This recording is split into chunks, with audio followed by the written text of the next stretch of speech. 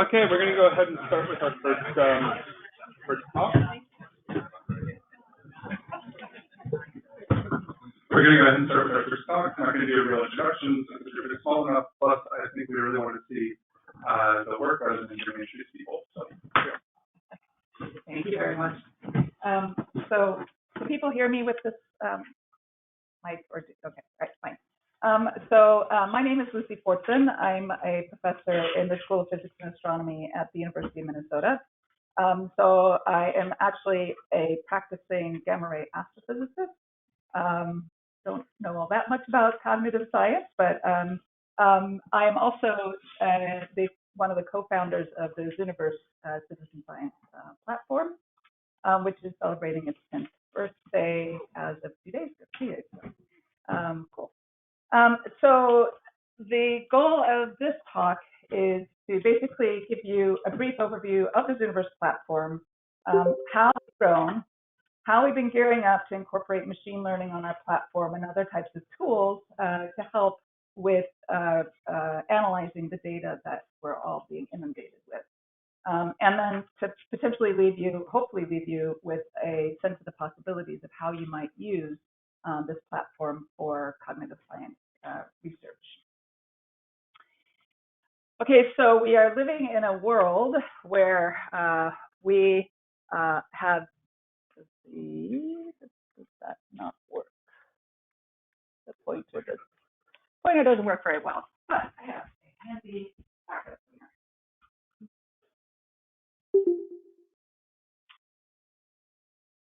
So we are living in a world where we have a wide range of data coming in about our universe and about ourselves.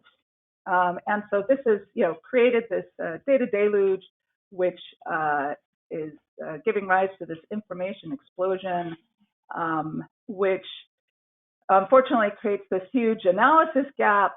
And in particular, when we're asked to analyze these data in terms of the volume, the variety, the velocity, and these days, most especially, the veracity of data that is out there. So we have this data deluge, we have this analysis gap, the inability for us to use old-fashioned techniques, as Josh and company were talking about. And so there's this tendency to say, oh, well, the machines are going to solve our problem for us. However, the machine algorithms are really only as good as their training data. And so we need humans in the loop at some level, even if it's, quote, just to create the labels for the machines to learn from. But in a cognitive science workshop, that's actually an interesting question in and of itself. The relationship between the machine algorithms and the ability for humans to process data. So, which is better at spotting the tiger? A computer or a 5-year-old girl? Well, so we would perhaps say that the human, the young child, is better because she's had, millions of years of evolution to give her the advantage over the machines. Of course, she also has legs, and she can run away from the tiger when she categorizes it as a threat. Deep learning specialists might say, we're pretty good these days with our machine algorithms and being able to identify a tiger. But I think everybody would admit, even at this point, that humans are still better at generalizing and making inference. So the question then becomes, is there a cognitive surplus? And this sort of relates to some points that Josh was making about online platforms such as Amazon Mechanical Turk and the interest of people being able to participate in these online platforms. And so the first question one has to ask is there a cognitive surplus out there? Are people is there capacity for people to be able to participate in these things? So this is some statistics updated as of maybe 2 years ago now. US adults, 200 billion hours a year watching TV as compared to the 100 million hours to create Wikipedia. Okay. potentially some cognitive surplus there. Now, when we really get to the punchline here, we spend 128 years collectively every hour playing Candy Crush. My son would tell me that I'm, outdated using Candy Crush as an example, but okay. So we at the Zooniverse hope that that huge amount of cognitive surplus out there can be turned towards an alternative, which is helping research scientists in answering questions and performing tasks online that hopefully have the same sort of payoff as a Candy Crush game. Okay. So what is the Zooniverse? It started in 2007 with the single project Galaxy Zoo. Right now, we have grown to 1.95 million volunteers worldwide. We are currently in a campaign to reach 2 million. And if everybody registers on the Zooniverse site, you could be the lucky person who's, reaches our 2 million volunteer, and there are prizes for that. So we have over 220 projects online. As of last night, nearly 500 million classifications, 500 million classifications performed on those projects. Here's a key piece that is incredibly important to the Zooniverse team. These projects produce peer-reviewed papers. So the data that the volunteers produce doesn't go off into a corner to die. It actually sees the light of day in academic publications, which is sort of the coin of the realm, of course. And yes, we have, this is actually a fairly old number. You can equate the volunteer effort into sort of a number of FTEs that are available for the site. So this is just the front page of the Zooniverse landing site that gives you an indication of the range of project types that we cover. And so these are the kinds of tasks that we can do. And this is counting penguins in Antarctica to try to understand the global warming effects on penguin populations. It's a simple marking task. We have drawing tasks. This is electron microscope slices through cell organelles, and you draw around to recreate 3D nucleus in this case. We have survey tasks, and this kind of goes to some of the points of non-binary projects. So this is potentially a more complex way of getting at classification. This is sort of, Amazon shopping filter type idea here. Well, sorry about that. Okay. So, so this is a survey task. And then again, to demonstrate that these tools are generic, you can actually apply a survey task to an astrophysics problem. So we have Gravity Spy looking for glitches or noise types in the LIGO gravitational wave detector. And then we also have annotation or transcription tasks that in this case is studying the cards related to the African American Civil War soldiers. Okay. So how does it all work? Basically, it's an open call for asking multiple independent classifiers. That's the key thing, multiple independent classifiers, where we take their assessments on what we call subjects. So the volunteers are not subjects. The data are subjects, okay? So we take all the assessments that the volunteers give on a subject, and then we can either set up a brute force retirement. We say 30 people looked at this subject. That's it. That's all the data we need on that particular subject. Or we actually have scripts, which I don't have time to go into, that are a little bit more sophisticated, that can actually use the skill, measure the skill of a volunteer, and have more sophisticated ways of retiring the subjects. So what do we do once the subject is retired? We have to aggregate the data. We basically have to calculate the votes. We can do a wide range of weightings for those votes, but you want to, at the end of the day, come up with a consensus answer. And so you get the raw and consensus data. These are made available to the researchers. And we would like it that the researchers make it open to the public. So the volunteers, and this is a very important bullet, interact with researchers in a wide variety of ways. In particular, we have a talk or a discussion board for each project. There's blog posts, and there's social media ways of interacting.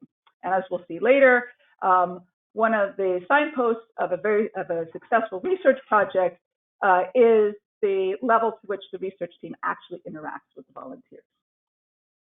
Okay. So this sort of leads into what we call the ethics of citizen science. The projects on the Zooniverse platform must be of use for research. While citizen science is great at educating the public on the process of research, that in and of itself does not rise to the level of being able to be put on the Zooniverse platform on the front page, right? So it has to be a research problem. And that research problem has to be a type of problem that requires the citizen science methodology. Okay, so it can't be just, hey, let's involve the crowd and see what happens.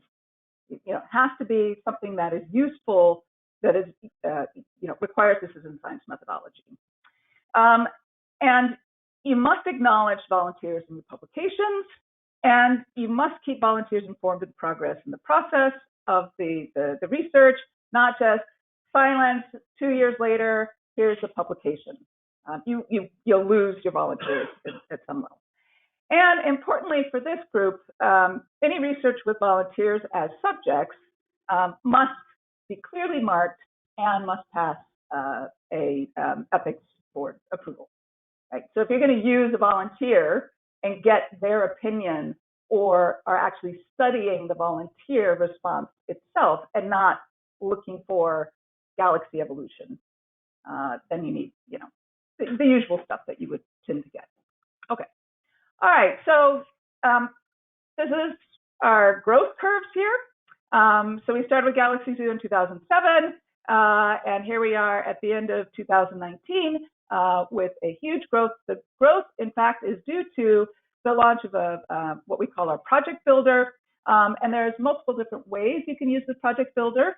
And you will have an opportunity to have a tutorial led by Grant Miller, my colleague in Zooniverse, on Wednesday, 10:30 and at 1:30. And you can use the project builder either as this public-facing project on the Zooniverse web platform.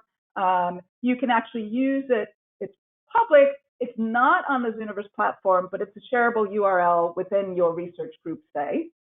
Or you can use the code. This gets more complicated, but you can use the code behind a firewall if you have medical, data or something like that that requires certain privacy constraints. So there are multiple ways of using the project builder. So we've had thousands of people actually try their hand at building a project, and several hundred of them, of course, ended up being launched on the site. Key to that is we go through a process of beta testing the protocols or the project, and we have a pool of 100,000 beta volunteers that have signed up to help with that. Okay, so with that huge growth curve, we, yes, are inundated with data. And for a while there was a period of time where citizen science could actually keep up with the data that was coming in. That is no longer true. Just as an illustration of that, we're going to take our camera trap projects, which started in 2012 with the snapshot Serengeti, had 7 million images, and this is the number of camera trap projects that are now on our site. And we need to be able to deploy artificial intelligence to be able to handle that amount of data. Okay, so we've been working hard on how to do that. And again, I come down to this point that all machines need is just large training sets. Is that actually really, really true? I present you with the future and this idea that self-driving cars are easy peasy. We're gonna, just have like spider eyes all over the car, and we'll have all these data coming in, and we'll be able to have all these models that have been pre-trained, and the car won't hit the kid that's running into the street chasing a ball. Okay, so are we really ready for this? Do we really, trust a car to be able to do we trust our machine algorithms? And the reason why we shouldn't is what we call in Zooniverse the Zorilla Problem. How many people know what a Zorilla is? Seen a Zorilla?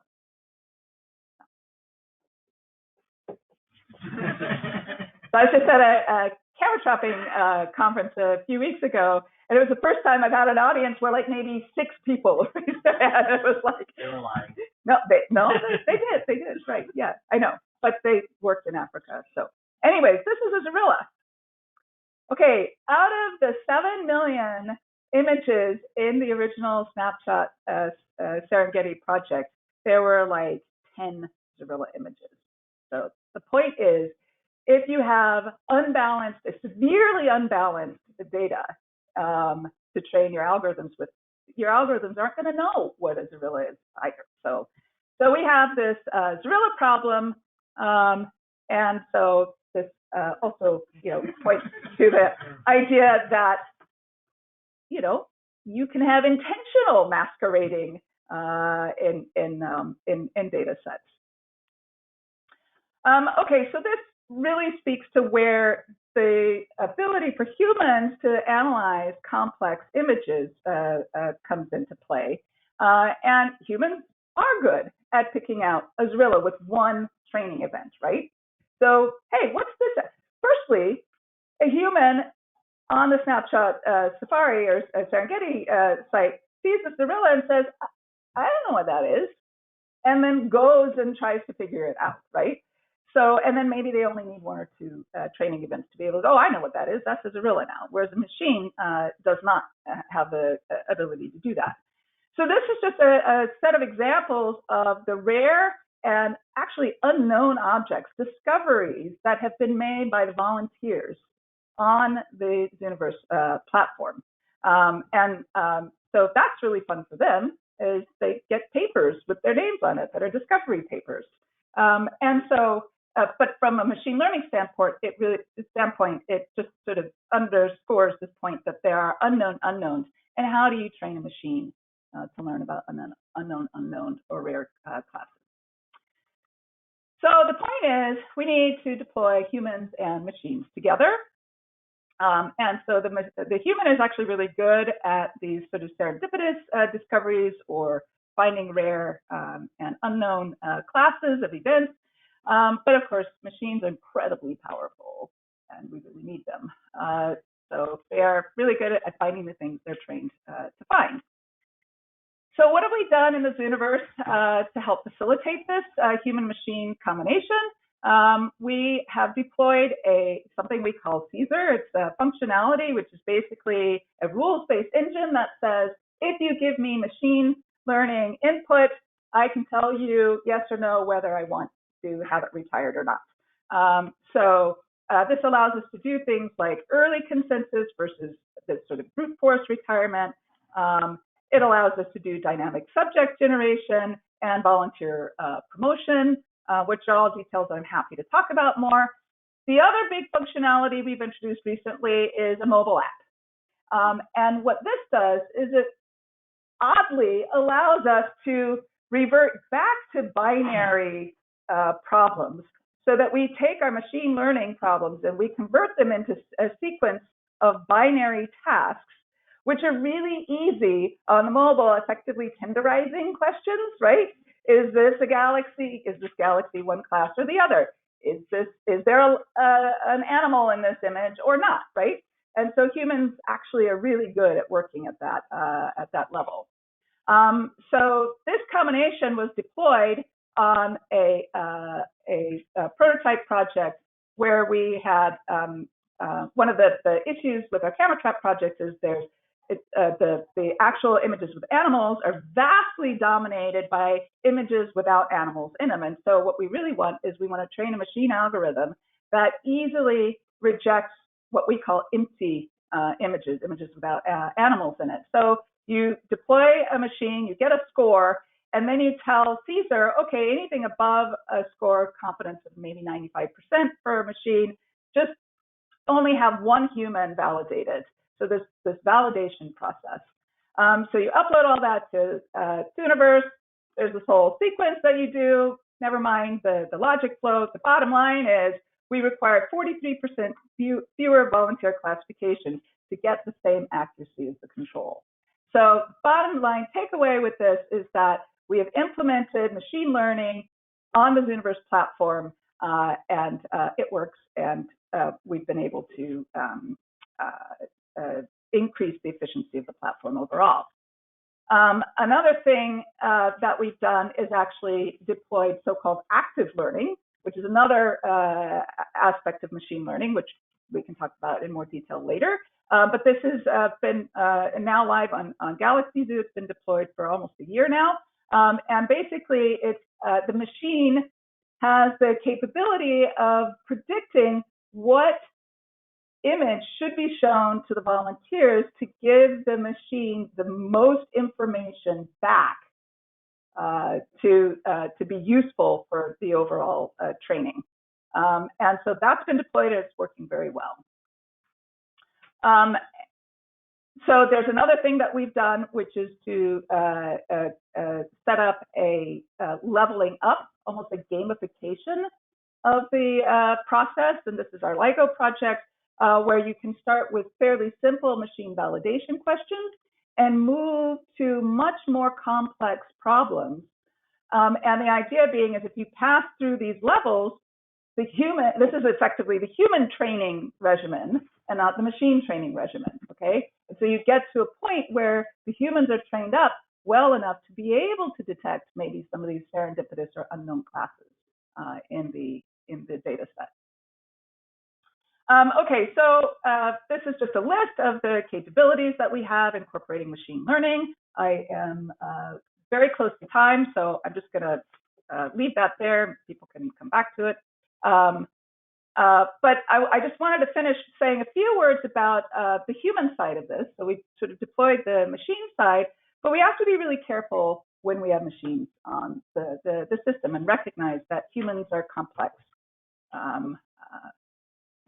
So one of the takeaway points is that the motivation for people to participate in our projects is they are interested in contributing to research and they have a high interest in the project topic, okay? So unlike Amazon Mechanical Turk, these guys are here because they want to be there. They're interested, and this is why you want to actually converse with them on the talk boards. Okay? So, and this is just that point. You can read this paper by Cox et al. 2015, but it basically just sort of says the projects that have the highest public engagement have the highest contribution to science with a whole bunch of metrics I don't have time to go into. When we want to deploy artificial intelligence, though, we have to be very careful because if we take out all the blanks or the empties, it may be that this sort of payoff idea that if you have, I believe in cognitive science, there's this idea that if you have a payoff image every single time, people walk away. They get bored. They're like, hey, you know, you need to build up some anticipation with blanks. And then, so we found in one study that the ratio of blanks to payoff images is 5 to 1. And so if you use a machine to clean out all the blanks, maybe you turn away all your volunteers. So interesting. So we have to be very careful when we deploy machines in the loop. Here's another reason why we have to be careful. There's expert biases. Now this cuts both ways. Okay, so this is eye tracking software that is in the case of the above is the expert, and the case below is the non-expert. And so what happens is you see the non-experts. They have no sense of scale here. They don't know what they're looking at. They use information from the entire field. And this is why non-experts are good actually at discovering things, whereas the expert may not actually see something down in the corner. They actually go straight to the punchline. Is this a spiral or elliptical galaxy? okay? So there are expert biases there, which have to be taken into account. And then what we think of as biases may be interesting fodder for cognitive science research. So for example, when we had the original Galaxy Zoo project, one of the things we asked for, interestingly enough, if you know anything about the universe, you shouldn't have a difference in the numbers of clockwise apparent spirals and anti-clockwise apparent spirals. There should be no reason why that distribution would be different on the sky. Nonetheless, there were some papers that had claimed there was a difference, and this had all sorts of implications for evolution in galaxies in the universe. So a test was easily done, and interestingly, there was a 7 sigma excess in the number of clockwise spirals that came out of the data on 37,000 galaxies. Now, this is potentially related to one of 2 things: either design, the clockwise was, the one closest to where people might actually click, but also there is the Kasahara silhouette problem that some cognitive scientists suggested to the team might actually be one of the reasons why people selected clockwise versus counterclockwise preferentially. So for us, it's a question of bias corrections. So of course, what we do is we flip the images, and we put them in, and there's other types of biases that we can take into account. But cognitive scientists could potentially come in and actually use this type of information for their own studies. And so in summary, I just would like to say that the Zooniverse is ready to help cognitive science projects. We have machines with humans in the loop. And while we are set up at this particular time to process images mostly, we're here to help brainstorm how we can put your data on the system. And thank you very much for your attention.